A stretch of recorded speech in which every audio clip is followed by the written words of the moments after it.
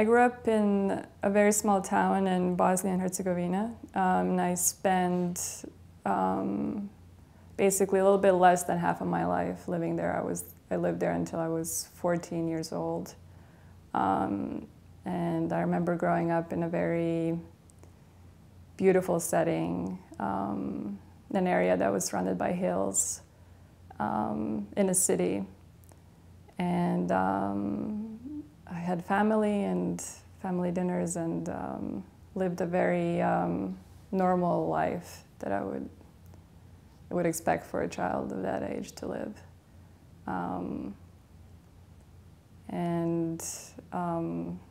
The city where I'm from is currently split in half, so the remains of what happened there still exists today. I have very beautiful memories of my childhood. I grew up in a very old Ottoman house that was probably dated to about 400 years, and my family dates back for many generations from that city. So there was a certain system and neighborhood that I was just accustomed to, and a sense of past and belonging that I remember from that time there as a child. And the geographical setting is actually quite beautiful.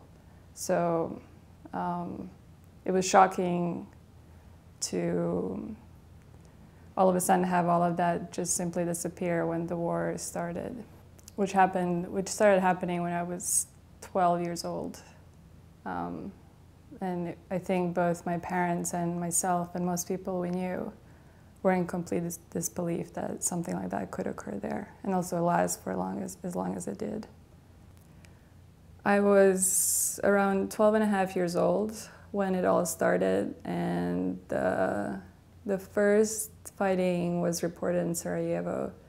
And I remember being in sixth grade and being very worried about my math exam on Monday. And at the same time, I remember watching my parents watch the TV very intensely and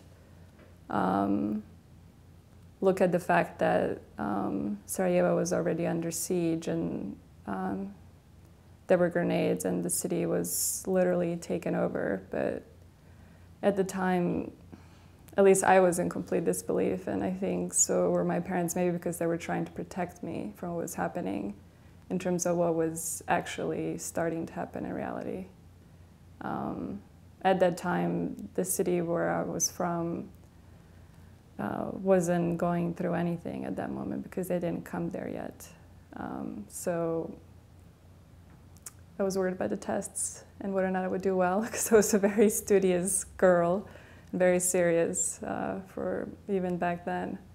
I remember actually when the Serbs took over the city, we lived in that town for almost a year and a half. So basically between the age of 12 and a half and 14, I lived under conditions that I think most human beings wouldn't physically imagine. Not having access to electricity or water, food, worrying that any second could be your last, and basically living in a basement and hoping that it would all be over soon and then somebody would come and stop the insanity. But unfortunately, that didn't happen. And I think my family and most people that I knew were in this belief that this went on for as long as it did.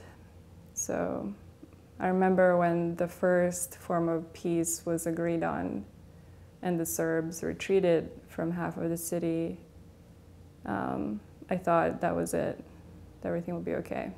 And I could go back and, at this point I think I was rapidly about to finish 8th grade during war, which means that you go to school for about 2 months and get your diploma if you're lucky. And I thought everything would be fine because nothing happened to my parents or myself. And then the peace was broken and the fighting started again. I think what happened there isn't very documented, unfortunately, and I think it takes a long span of time for all of the facts to come to surface. I mean, even doing this interview has been extremely difficult for me to do, as you know. But I think it is important to, at least for me, I want to have something in writing that, because I know that it did happen and I'm just one of the victims that it happened to. And in a sense, I was very lucky because I did survive and I was able to persevere through some pretty horrible things that I had to witness and that I went through myself. But I also know people that weren't that lucky that just died,